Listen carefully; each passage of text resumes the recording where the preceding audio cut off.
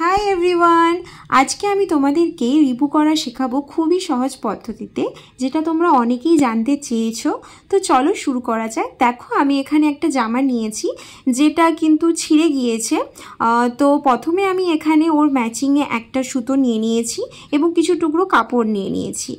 एबार ओई कापड़टा ठीक जामाटार उल्टो दिके राखते हबे एबं तार उपर एकटा चाप सेलाई दिते हबे जाते कापड़टा एदिक ओदिक ना जाय। सेई जोन्नोई किन्तु प्रथमे आमादेरके सेलाइटा करे निते हबे, जेटा देखते पाच्छो आमी करछि।